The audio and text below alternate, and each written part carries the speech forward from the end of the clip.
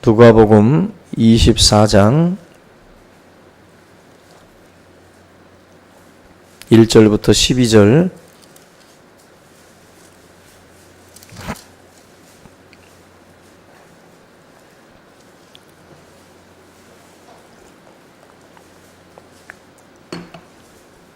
누가복음 24장입니다. 1절부터 12절.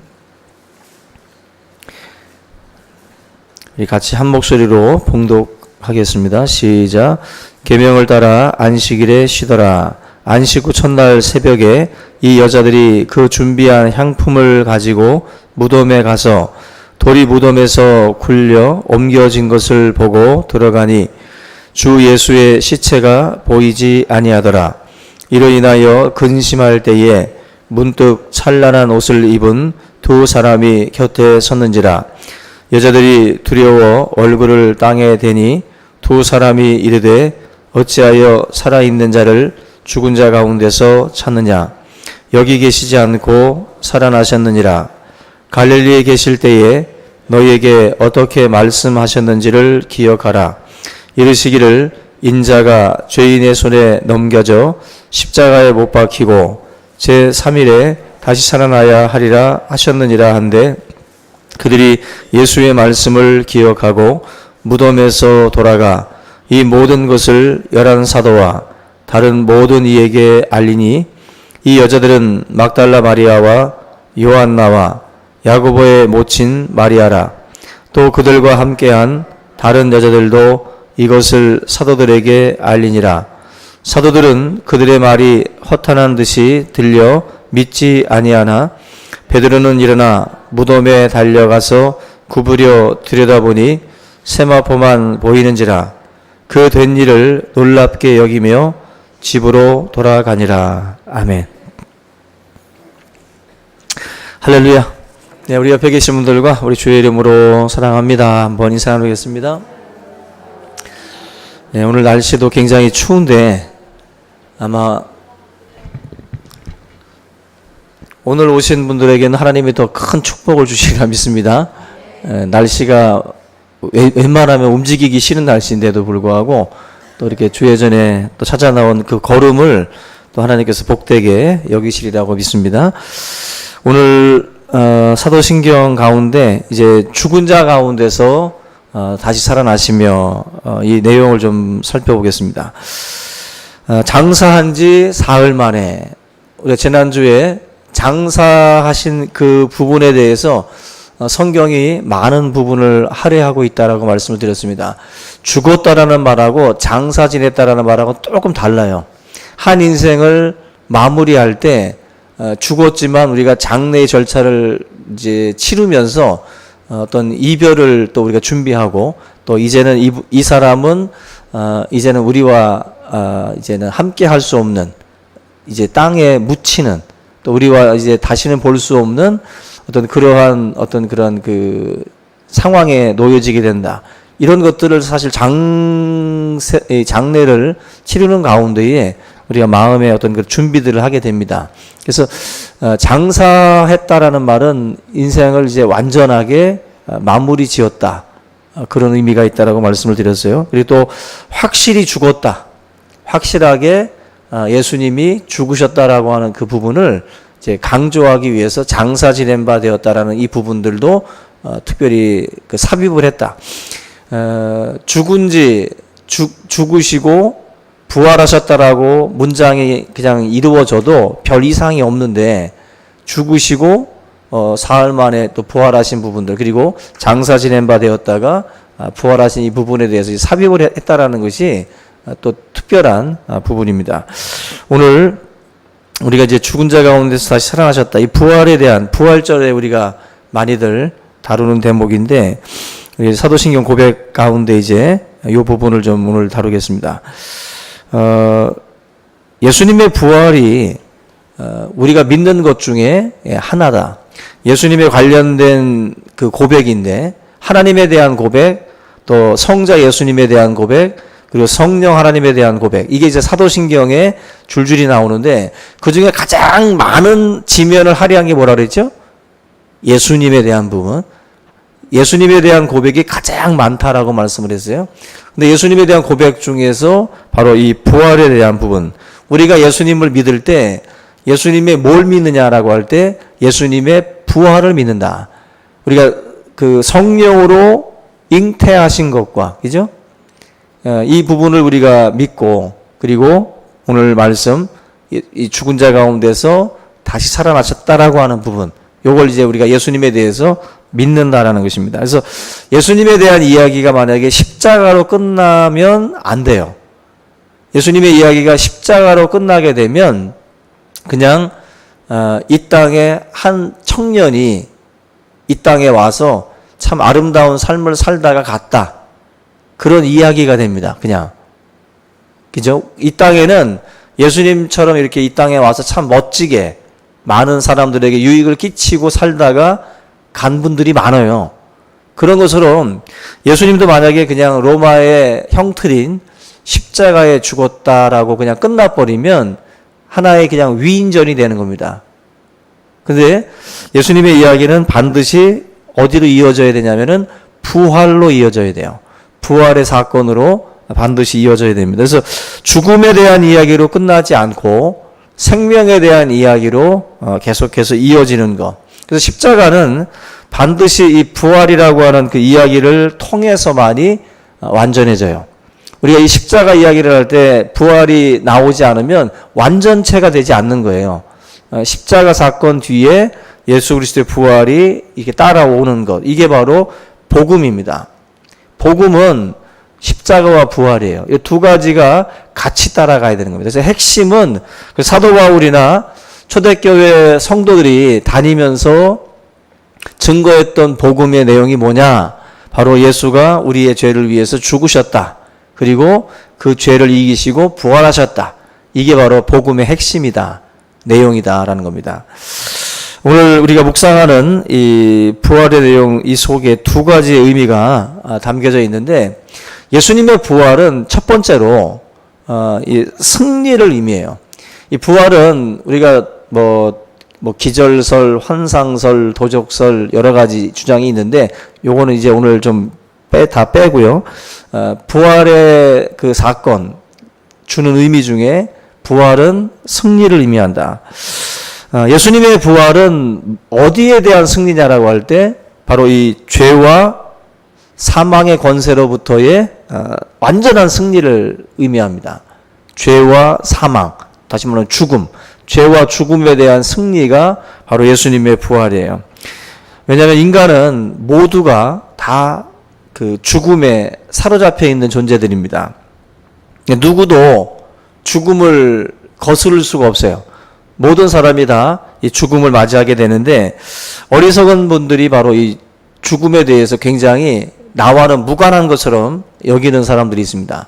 이 죽음은 바로 이 모든 사람들에게 가까이 있습니다. 그리고 영원히 살 것처럼 행동하는 사람들은 굉장히 어리석은 거죠. 그리고 우리가 믿는다라고 하는 것은 이 죽음에 대한 이 어떤 생각도 믿지 않는 자들과 굉장히 달라요. 그 접근 자체가 전혀 다릅니다. 지금 여러분들이 지금 알고 있는 죽음과 지금 예수를 알지 못하는 분들이 지금 생각하고 있는 죽음하고는 전혀 다른 거예요, 여러분들. 여러분 지금 이 죽음에 대해서 생각을 하실 때마다 우리는 항상 예수님의 어떤 그 나라, 그 하나님의 품을 생각을 하고 죽음을 생각을 하는데, 그걸 알지 못하는 분들은 상당한 두려움이 있습니다. 내가 눈을 감았을 때 어떤 사후의 세계가 펼쳐질까라고 하는 그 두려움이 있어요. 뭐 죽어서 다 끝나는 거지라고 말은 하지만, 그래도 마음 한구석에는 죽음 뒤에 정말 어떤 그 세계가 있을까? 아마 요즘처럼 사후 세계를 그리는 시대가 없는 것 같아요. 그죠? 드라마마다 그냥 다, 요즘에는 다 죽음 뒤에 어떤 그 사후의 어떤 그 세계에 대한 어떤 그 그림들을 많이 그려요. 영화, 드라마 할 것 없이. 근데 지금 요즘에 나오는 신과 함께인가 하는 그 영화도 지금 1000만이 넘게 봤다고 그러는데, 그것도 아마 죽음 뒤에 어떤 세계를 그리고 있는데, 아마 기독교와는 조금 다른 시각이긴 하지만, 어쨌거나 이 사후의 세계에 대한 그 두려움들이 사람들에게는 분명히 있습니다. 어떤 책에 이런 글이 있어요. 여러분들도 한번 공감하실 텐데, 사람들은 어린 시절이 지루하다고 생각을 해서 서둘러서 어른이 되고 싶어 합니다. 근데 어른이 되고 나면 다시 어린 시절로 되돌아가고 싶어 해요. 그래서 사람들은 돈을 벌기 위해서 또 건강을 잃어버립니다.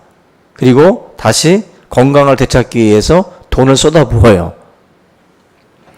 또 사람들은 미래를 염려하느라 현재를 놓쳐버립니다. 지금 주어진 시간들을 놓쳐요. 계속 다음 미래에 대한 걱정 때문에. 사람들은 결국 현재에도 미래에도 한번 제대로 살아보지 못하고 자신이 결코 또 죽을 것 같지 않을 것처럼 또 이 땅에 살다가 결코 살아본 적이 없는 듯 허망하게 죽음을 맞이한다. 결국 그 사람들의 그 어리석음을 빗댄 이야기예요. 많은 사람들이 그렇게 어리석게 산다는 겁니다. 그렇게 어리석게 시간들을 다 흘려보낸 뒤에 다시 또 후회하는 삶들을 많이 살고 있다. 어리석은 인간의 그 모습의 절정이 바로 죽음이다라고 말씀들을 합니다.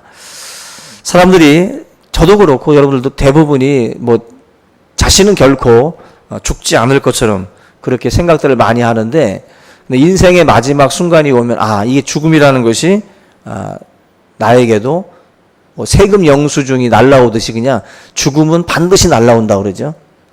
그런 것처럼 우리의 삶에도 이 죽음의 길을 그 어느 누구도 거스를 수 없습니다. 결국 죽음에 사로잡힌 인간을 향해서 이 사도신경 이 말씀이 우리에게 던지는 메시지가 굉장히 강한 거예요. 모두가 다 이 죽음이라고 하는 것으로 다 끝난다라고 생각을 하는데, 성경의 진리는 죽음으로 끝나지 않는다.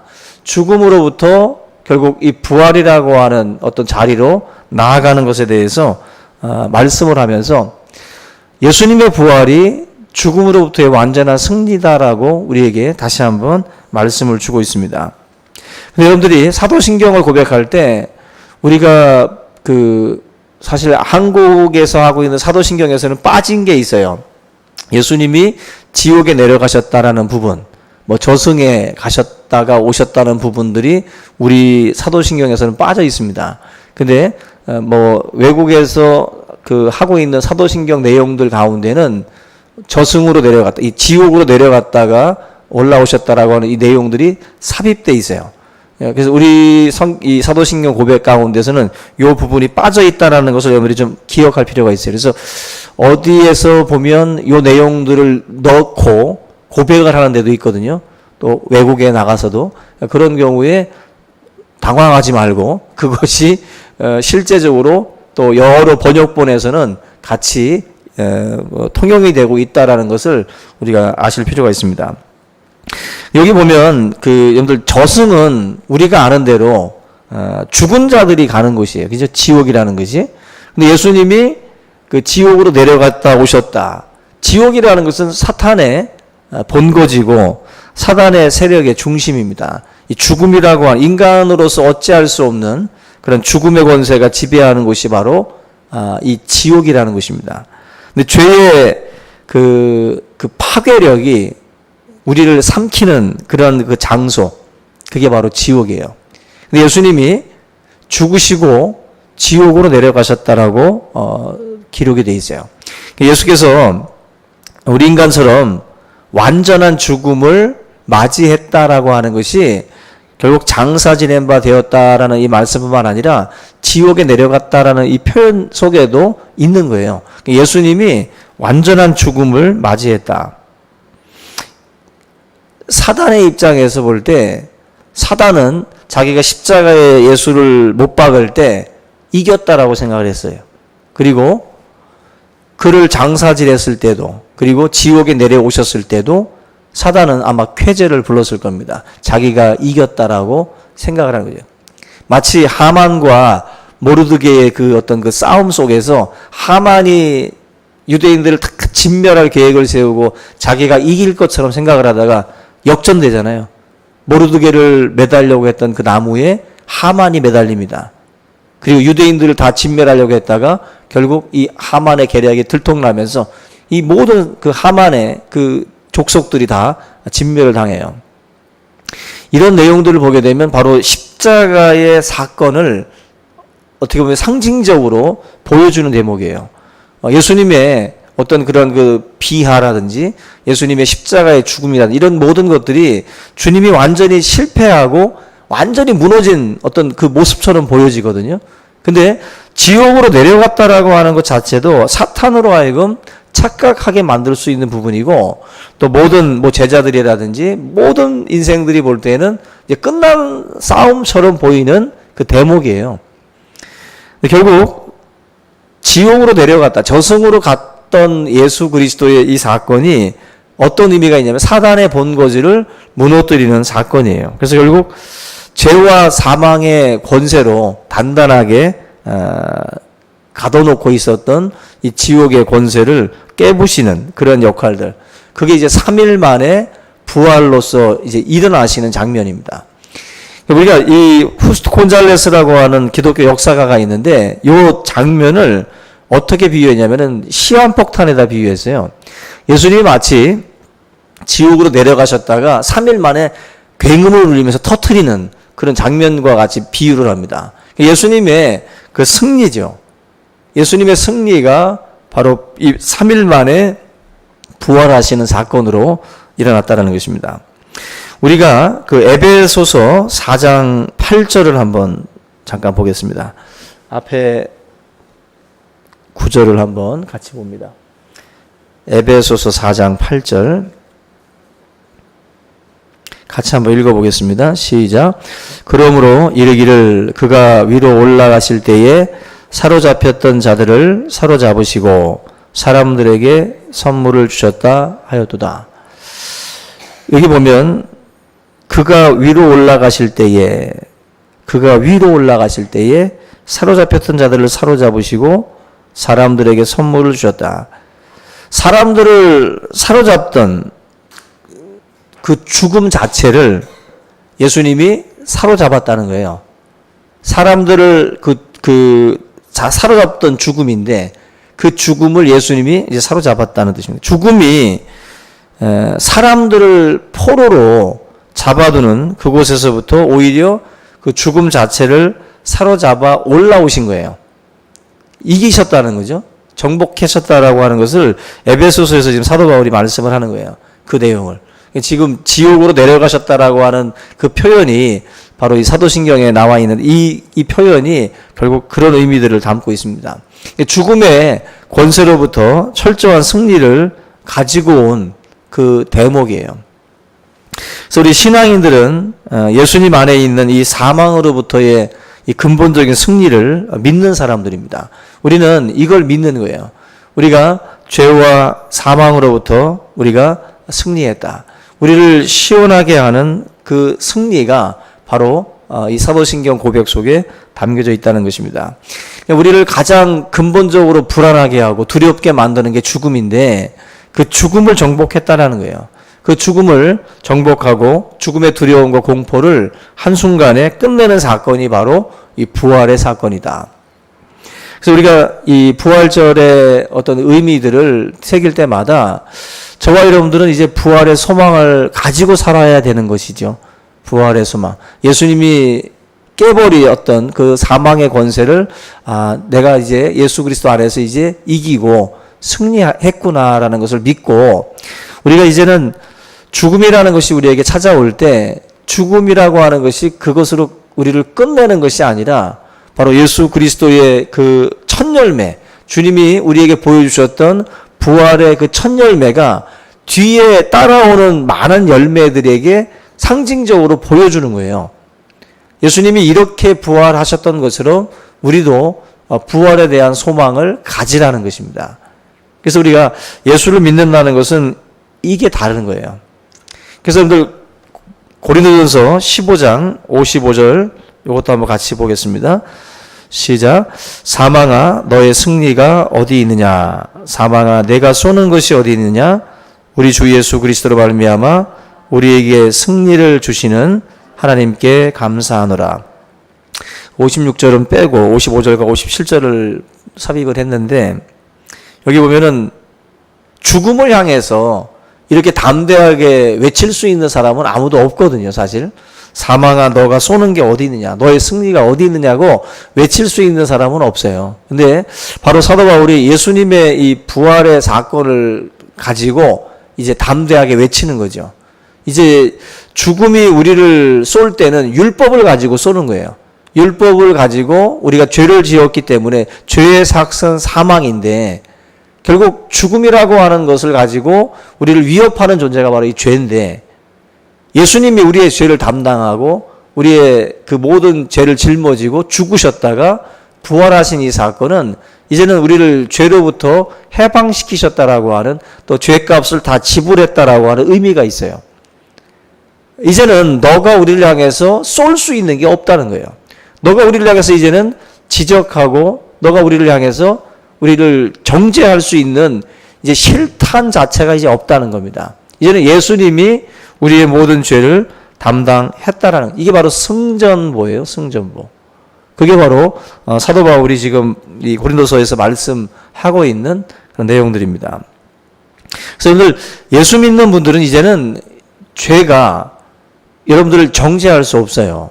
이제는 예수 안에서 내가 하나님의 용서를 받고 주님의 그 피뿌림을 통해서 우리가 씻음을 받았기 때문에 이제는 하나님 보좌 앞에 예수님의 피를 의지하고 나아가는 담대함을 가지고 갈 수가 있는 거예요. 그래서 여러분들이 정죄의식을 가지면 안 됩니다. 정죄함. 계속 사단은 우리에게 정죄를 해요. 정죄를.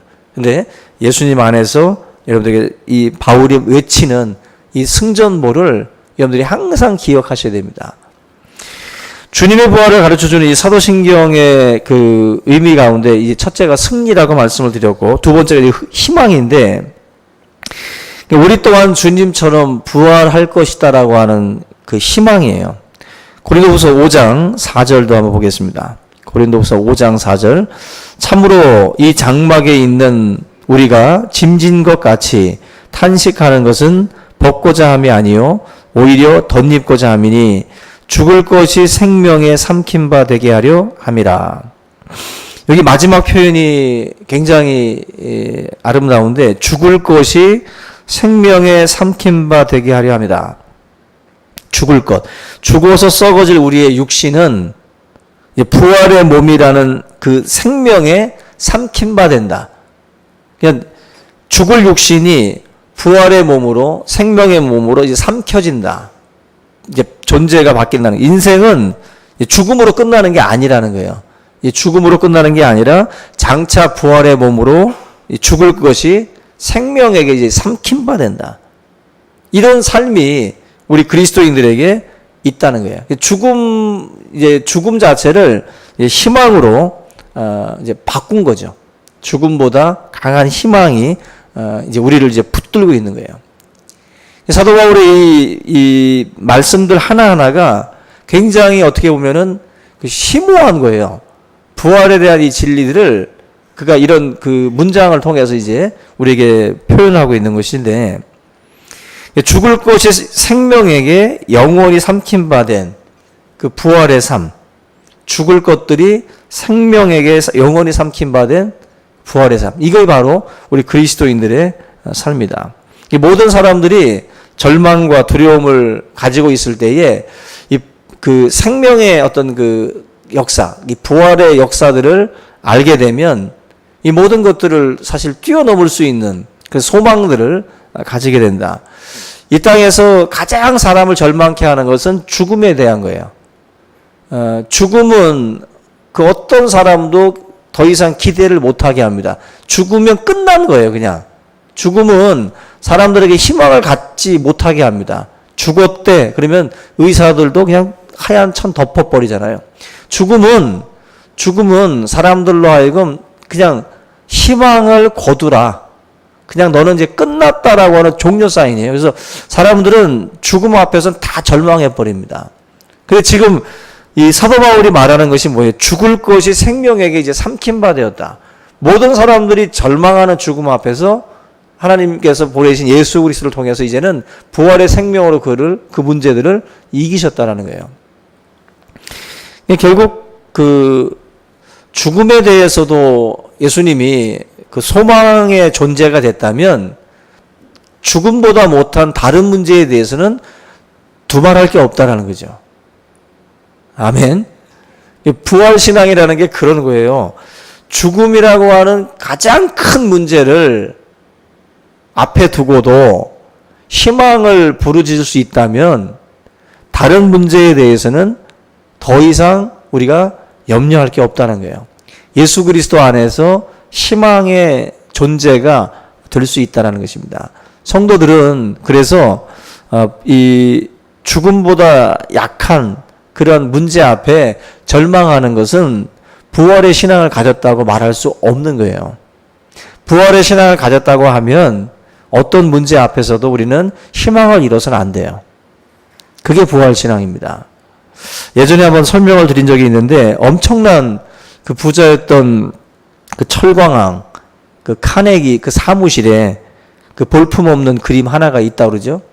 근데 그 그림은 카네기가 그 유명한 화가로부터 얻은 그림이 아니라 좀 그 평범한 인물로부터 그림을 얻은 것인데, 카네기가 그 얻은 그림의 내용을 보면 바닷가에 서 있는 그 나룻배 하나입니다. 그리고 던져져 있는 노가 하나 있고. 근데 그 그림을 보면 별 그림도 아닌데 그 그림을 카네기가 가장 좋아하고 그 그림을 자기 사무실에다가 놔둔 이유는 그 그림 밑에 있는 글귀 때문에 그렇다고 그래요. 글귀가 뭐냐면은 반드시 밀물이 밀려오리라. 그날 나는 바다로 나가리라. 밀물은 언젠가는 오잖아요. 그죠? 밀물이 오면 나는 바다로 나갈 것이다. 지금 서 있지만 희망에 대한 글귀예요. 그 그림은 카네기가 가장 배고프고 가장 어렵던 시절에 얻었던 그림이라고 말씀을 합니다. 그 그림을 보면서 밀물이 자기에게 몰려올 날을 기다리면서 기다린 거예요. 희망을 갖고 언젠가 나에게도 밀물이 밀려올 날이 올 것이다. 그 희망을 가지고 버틴 거예요. 그 고난의 시간들을. 우리 믿는 자에게 희망이라고 하는 것이 사실 궁극적으로는 이 부활에 대한 그 희망이거든요. 소망이고, 이 부활 소망이 초대교회 성도들에게도 강력한 힘이 돼서 그들로 하여금 버티게 했고 기다리게 했고 소망하게 했던 것처럼 우리 성도들의 신앙도 어디에서 우리가 다른 사람들과 구분이 되겠어요? 다 절망하는 자리, 다 실망하고 다 포기한 자리에서 성도들은 외쳐야 돼요. 예수님이 답이고 예수님이 내 인생의 소망이다. 예수님께 내가 엎드리고 기도할 때 내 삶에 언젠가 밀물이 몰려오듯이 내 인생에도 하나님의 역사가 일어날 것이다. 이게 바로 예수님에 대한 그 믿음을 가지고 있는 사람들의 신앙이에요. 그래서 사도신경이라고 하는 것을 이제 고백을 할 때 다른 게 아닙니다. 이 고백 속에는 그런 많은 의미들이 담겨져 있다라는 것입니다. 우리가 작은 일에 실망하고 절망하는 자리에 있지 않고 예수님 이 부활의 신앙으로 사도 바울이 어렵던 시간들을 다 이겨내고 승리했던 것처럼 우리의 삶에도 이 부활의 신앙으로 우리 모두가 다 승리할 수 있기를 주님의 이름으로 축원합니다. 우리 오늘 이 말씀 함께 붙들고 여러분들의 인생에 이 부활의 신앙을 놓치지 말고 끝까지 이 부활 신앙으로 승리할 수 있기를 주님의 이름으로 부탁을 드립니다. 한번 통성으로 같이 기도하겠습니다. 살아계신 하나님 아버지 감사합니다. 우리의 생애 속에 예수 그리스도의 이 부활의 역사가 또한 아버지 하나님이여 함께함을 믿습니다. 우리가 죽음으로 끝나는 인생이 아니라 주님 우리를 부르시는 그날에 우리가 아버지 사망에서 생명으로 또 부활의 몸으로 주님 다시 일어설 것을 믿습니다. 항상 하나님 절망의 자리에서 우리가 주저앉아 있지 않게 하시고 항상 부활의 신앙으로 아버지 우리가 승리하며 걸어갈 수 있도록 인도해 주시옵소서. 오늘도 하나님을 찬양하며 주님을 예배하는 주의 사랑하는 성도들에게 십자가에 죽으시고 부활하신 그 주님을 또 우리가 고백하며 아버지 하나님 우리가 절망의 자리에서 아버지 믿음의 자리로 나아갈 수 있도록 인도해 주시옵소서. 예수 그리스도가 아버지 하나님 답인 줄로 믿습니다.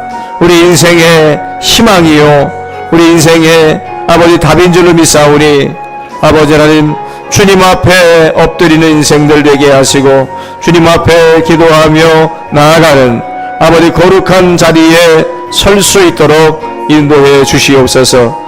우리를 향하신 하나님의 그 놀라운 계획과 아버지 하나님의 그 놀라운 생각들을 아버지 또한 우리가 잊지 않게 하시고 아버지 인생의 많은 어려움과 또 시련과 또 절망의 순간들을 우리가 믿음으로 아버지 이길 수 있게 하시고 믿음으로 승리할 수 있도록 주여 역사하여 주시옵소서. 예수 그리스도 안에서 우리가 아버지 하나님이 당하는 어려움들과 그 모든 죄의 그 정죄함 앞에서도 주의 백성들이 하나님 그 정죄로 말미암아 무너지지 않게 하시고 우리가 이 죄가 또 사망이 쏘는 그 모든 아버지 정죄 앞에서도 우리가 하나님 무너지지 않게 하시고 이제 예수 그리스도 안에서 우리가 죄 사함을 얻게 하시고 이제 그리스도 안에서 우리의 모든 붉은 죄악들을 씻어 주신 줄로 믿사오니 하나님 그 사랑을 기억하고 그 은혜를 기억하며 우리가 믿음 안에서 승리할 수 있도록 도와주시옵소서. 살아계신 우리 아버지 하나님 하나님의 영광이 우리 가운데 임하게 하시고 주의 은혜가 우리 안에 넘쳐날 수 있도록 역사하여 주시옵소서.